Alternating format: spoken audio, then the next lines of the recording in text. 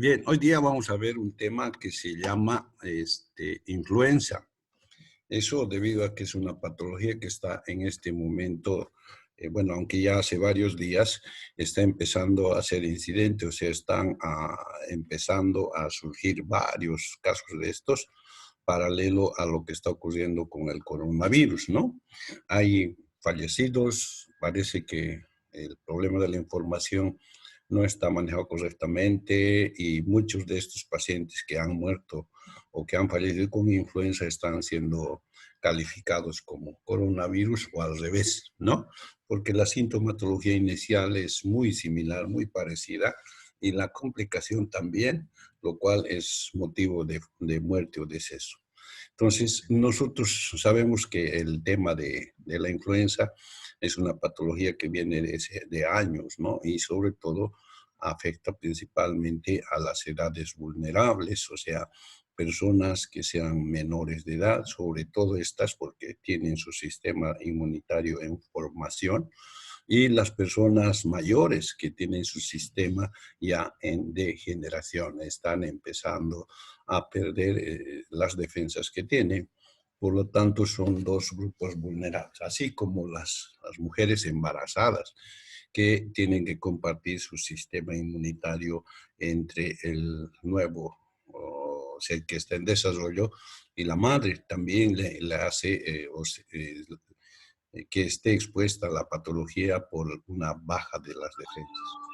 Lo mismo, en este grupo entran las enfermedades de base, aquellas enfermedades crónicas, diabetes, hipertensión y todas esas patologías que se deben sobre todo a malos hábitos, sobre todo el tema de los malos hábitos de la alimentación, la falta de hacer ejercicios o ejercitar el organismo, a lo que se conoce como sedentarismo y todas esas cosas, ¿no? Normalmente, en la estadística podemos indicar que la incidencia es mucho más para niños menores que para los mayores, ¿no? Aquí tengo algunos datos, dice, por ejemplo, en los niños menores de 0 a 17 años han alcanzado a un 9,3% de casos que han sido afectados por este tipo de patología, ¿no? Un 8,8 en adultos de 8 a 24 años y de 3,9 para adultos de 65 años. Entonces, se fijan, siempre son los niños menores, hemos dicho que tienen su sistema inmunitario en formación, los más predispuestos a enfermar esta patología. Entonces, queremos decir que los menores de 18 años tienen más del doble de la probabilidad de ser afectados por esta patología.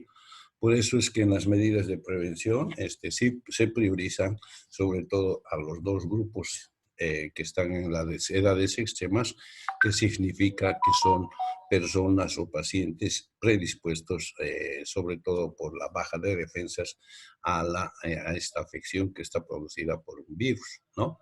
El virus de la influenza es llamado así. Generalmente afecta al sistema respiratorio, por lo cual se conoce como una enfermedad respiratoria y que generalmente se inicia por la infección a nivel de las vías respiratorias altas, entre ellas la nariz, las mucosas de la nariz y también la garganta. Y en muchos casos, dependiendo también del tipo de defensas que tenga la persona, pueden ocurrir complicaciones a nivel de las vías respiratorias más bajas, sobre todo complicaciones a nivel pulmonar, que en muchos de los casos también termina con el deceso del paciente. Es una de las patologías que tiene bastante historia, ha surgido desde una situación en la cual no era tan importante, adquirir ahora la importancia que tiene debido a su afectación, a la afectación que tiene sobre todo a las personas vulnerables en edad, vulnerables en patología y todas esas cosas.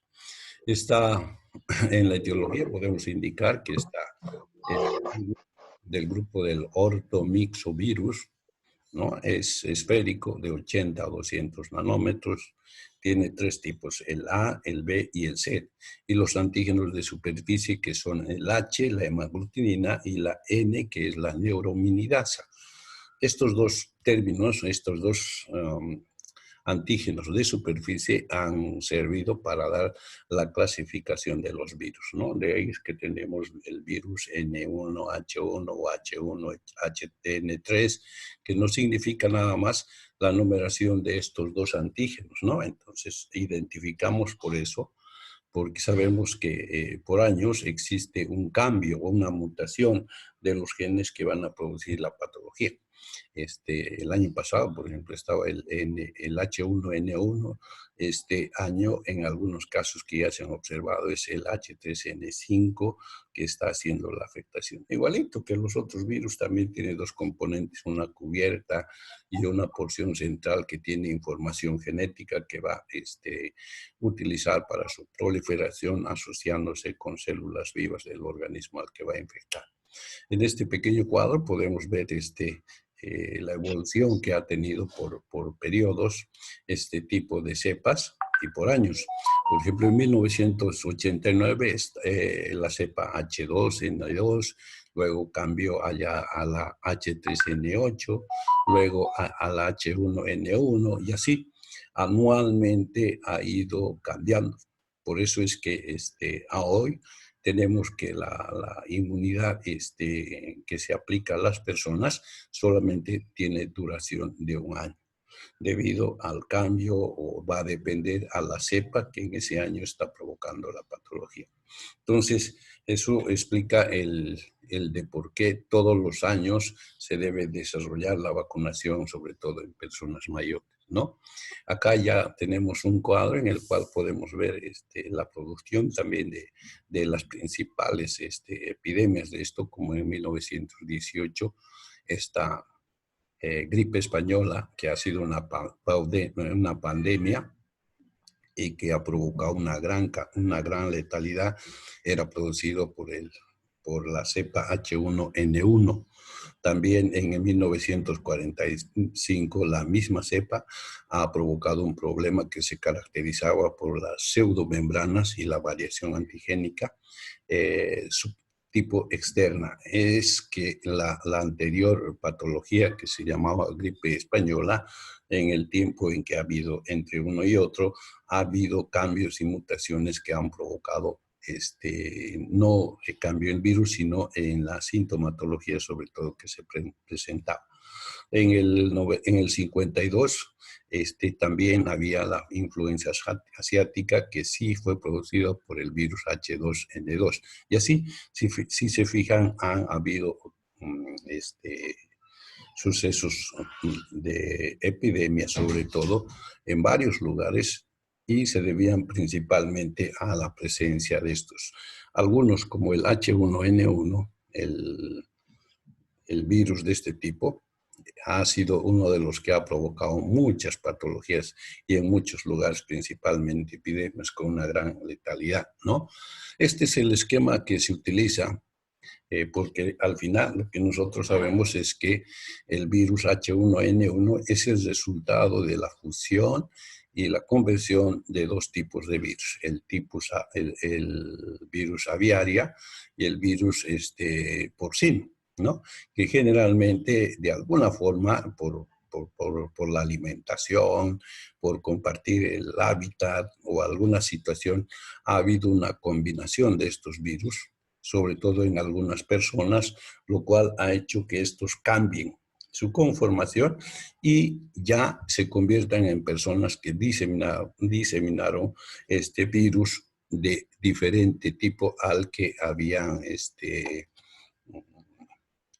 adquirido anteriormente. Ya en el organismo del huésped desarrollan todas esas actividades, de modo de que el virus resultante era una combinación de los virus porcino y aviario, teniendo como producto el actual virus que provoca muchas veces en muchos lugares patologías temporales o estacionarias. Ahorita en Bolivia estamos entrando a una situación de epidemia y sobre todo por la presencia de los factores que van a facilitar esto, ¿no? Entonces, es una cuestión, digamos, también de la presencia de factores que van a facilitar. Normalmente esta patología baja de incidencia al mínimo, casi no hay muchos casos en el tiempo donde hay calor, hay humedad, como el verano, ¿no? Entonces, es por eso temporal, es estacionaria y es epidémica porque generalmente aparece en este periodo.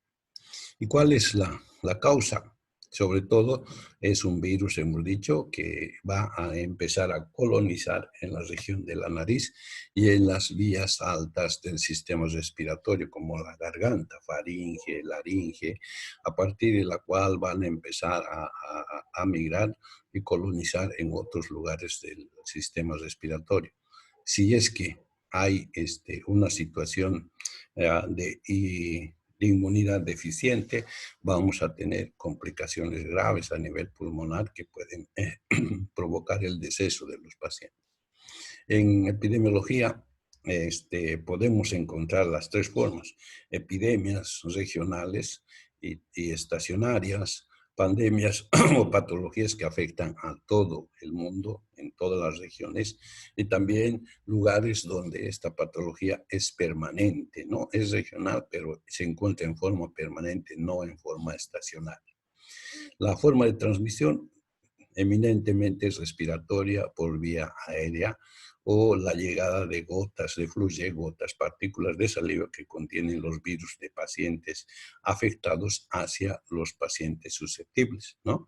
Entonces la transmisión es aérea.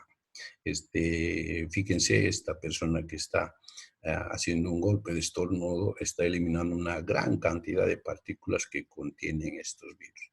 Entonces, esta forma de transmisión es la más importante, lo mismo que aquella que llega al sistema respiratorio por el transporte de las manos.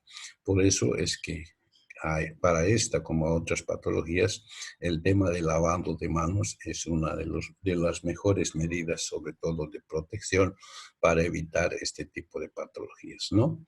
Entonces, para nosotros la transmisión principalmente es aérea. En el desarrollo de la patología tenemos un periodo de incubación que va de 48 a 72 horas o de 1 a 5 días. Va a depender eso principalmente del sistema inmunitario de las personas. Cuanto más joven, mucho más rápido la patología. Cuanto mucho más mayor, también mucho más rápido el desarrollo, además la afectación del paciente.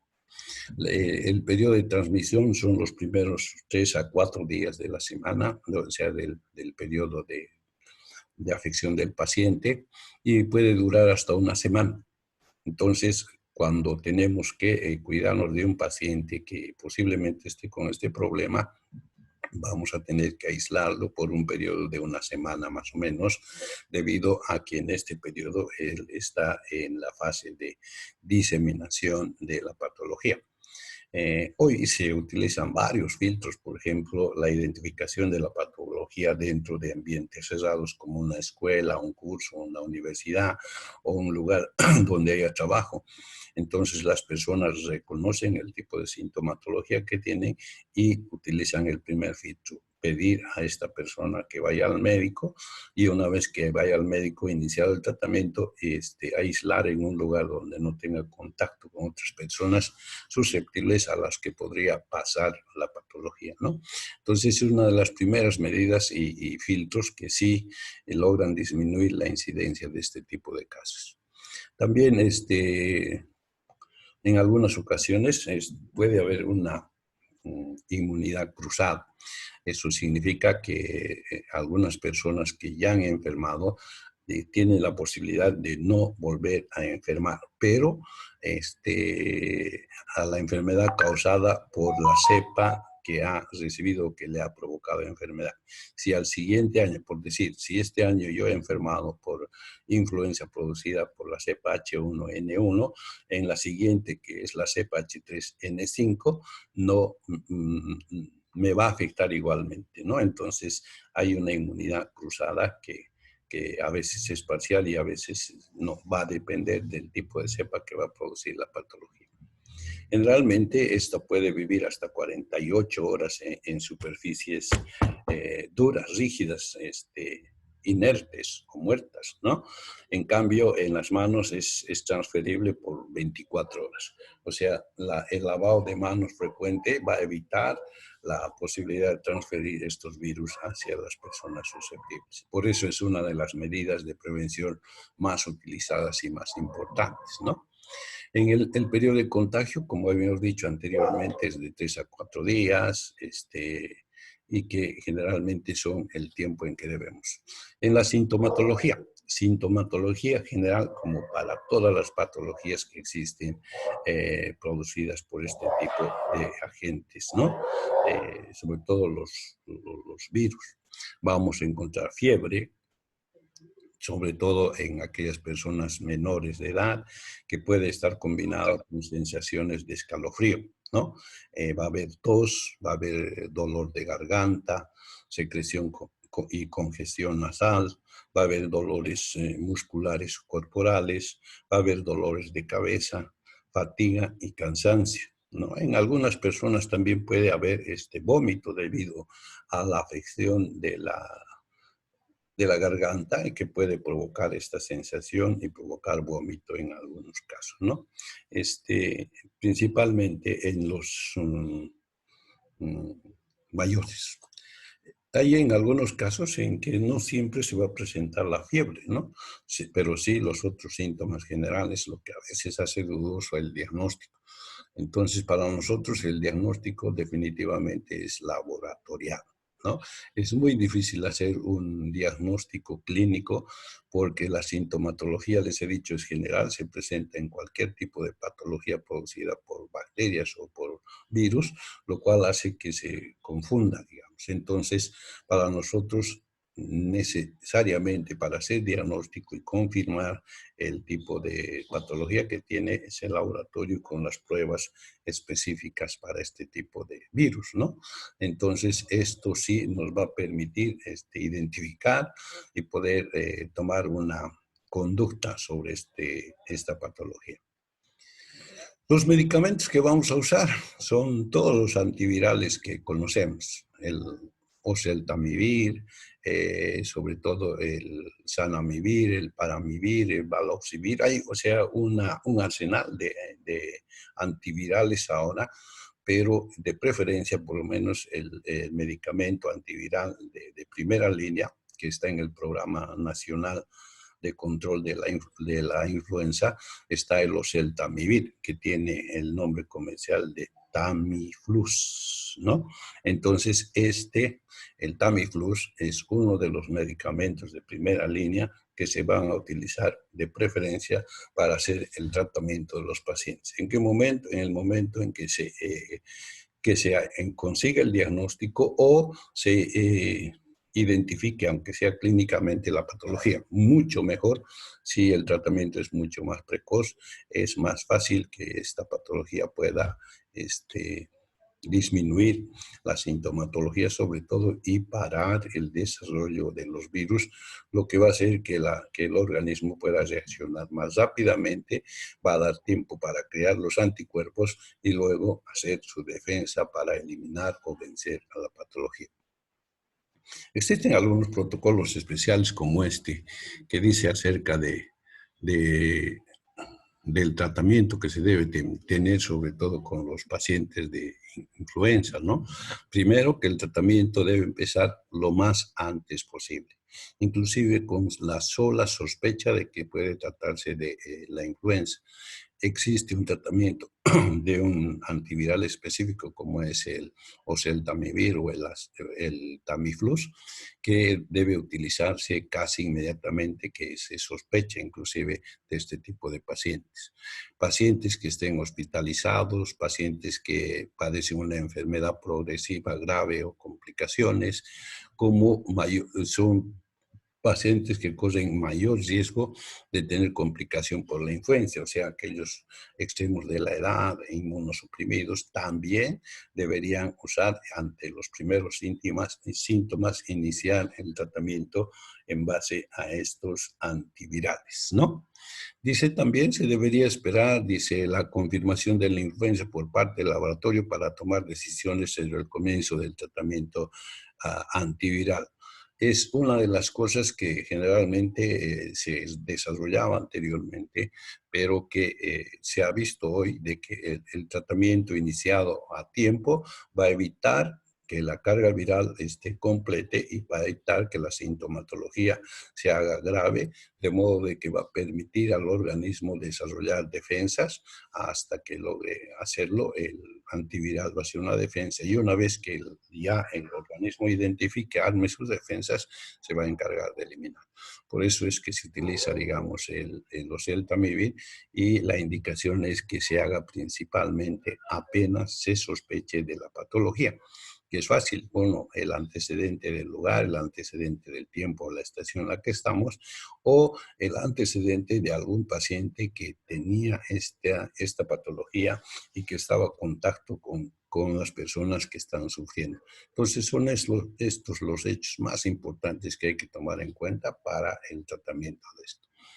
La propagación de la influenza, ya hemos indicado anteriormente, es principalmente por vía aérea. La eliminación de pequeñas gotas de fluye con contenido alto de virus, lo que va a hacer que las personas susceptibles aspiren. Una vez que aspiran, estos desarrollan en primer lugar en este área, en el área de la nariz, en el área de la garganta, a partir de donde pueden empezar a colonizar en diferentes partes del organismo y sobre todo en el sistema respiratorio, ¿no? Puede complicarse sobre todo a la boca, a la nariz, a los ojos, sobre todo por las vías de comunicación que hay hacia el globo ocular, que hay hacia el oído, que también este tipo de virus estaría ocupando estas vías para poder afectar a estos órganos. ¿Qué más?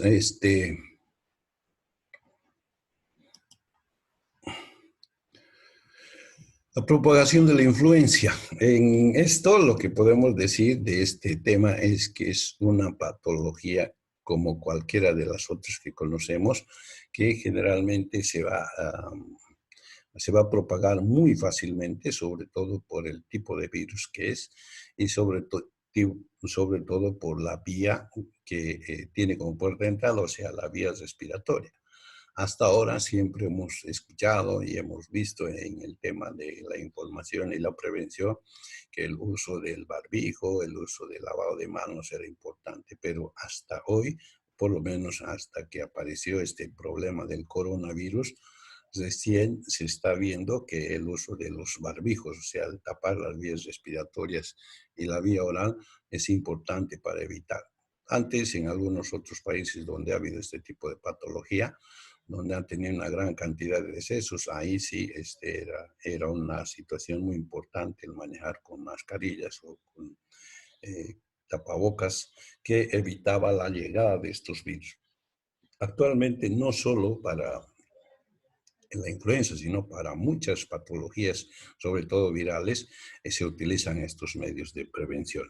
La diseminación o la propagación podía ser en forma directa de persona a persona, cuando una persona que estaba eliminando estos virus aspiraba y se producía directamente la patología. Podía ser también por una situación intermedia, como las manos, el uso de utensilios que haya utilizado, fómites que haya utilizado un paciente enfermo y que lo esté reutilizando una persona susceptible. También era una forma de reproducir la patología. En el tema de la prevención, sobre todo el uso de materiales para cubrir el ingreso de los virus por vía respiratoria y vía oral. O sea, en este caso estamos hablando del uso de pañuelos, estamos hablando del uso de barbijos y todas esas situaciones que van a evitar la llegada del virus a estos lugares, ¿no?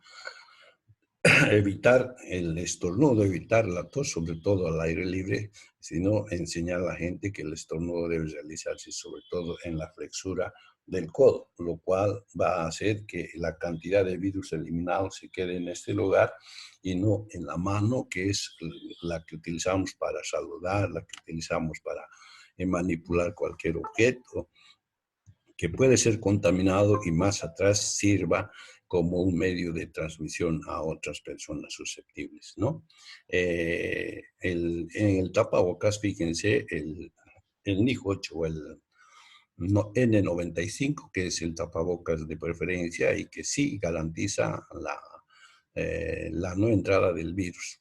Tenemos algunos tapabocas que utilizamos, por ejemplo, acá para ir al anfiteatro, que no tienen la garantía y que solo nos van a garantizar como una media hora. Posteriormente se convierten en objetos más bien que van a permitir que los virus se peguen o se unan a esto, haciendo de que se convierta en un aparato donde va a haber más bien una cantidad de bacterias y virus al cabo de una media hora. Y esto debido a la humedad que produce la persona al tener la respiración con esta cubierta. Por eso se utilizan estos otros tapabocas generalmente que tienen filtros especiales de carbono y otros materiales que van a evitar el paso de estas cargas bacterianas o virales y sobre todo van a tener una duración mayor al que estamos hablando de los barbijos normales, ¿no?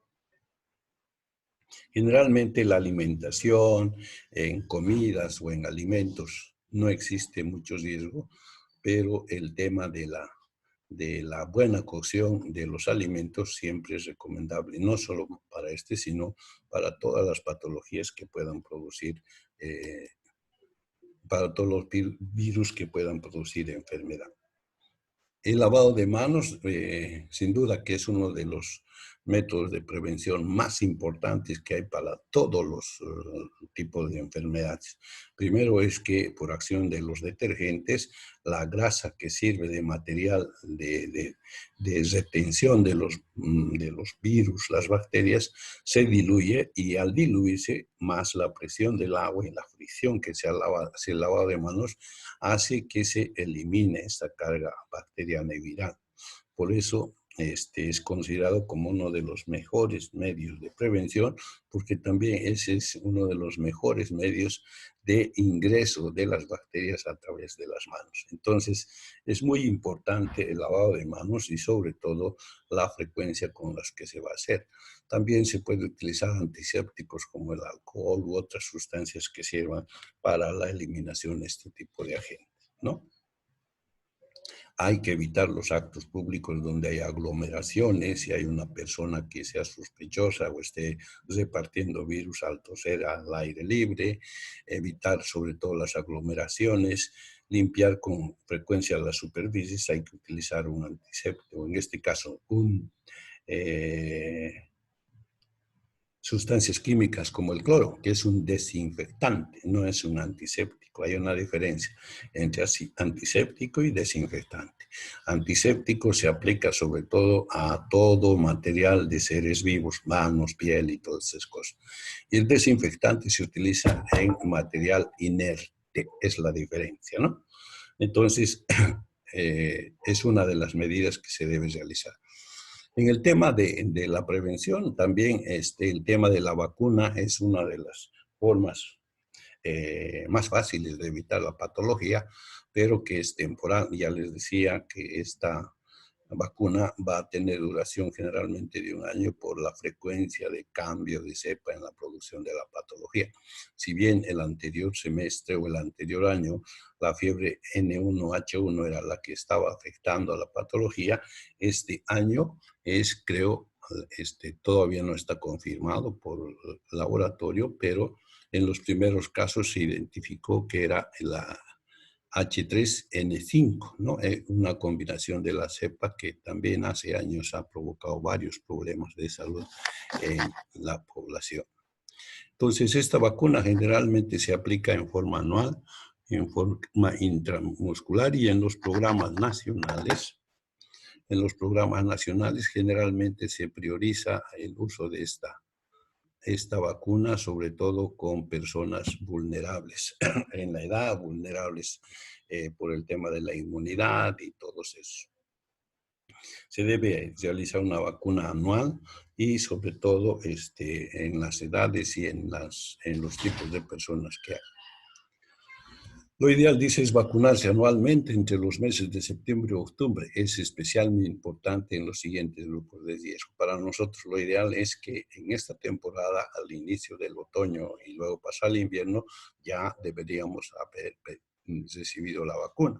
Es una vacuna que va a necesitar como 30 días de activación antes de entregar o conseguir inmunidad para los pacientes generalmente. ¿Qué más? Tenemos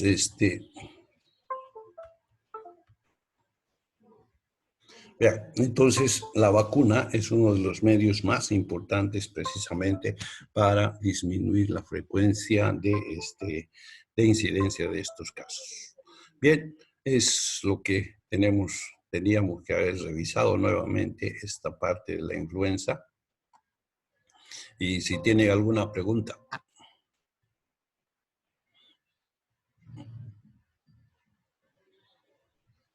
¿Preguntas, jóvenes? ¿Alguna? Creo que no, doctor. No, doctor. doctor. Tranquilo.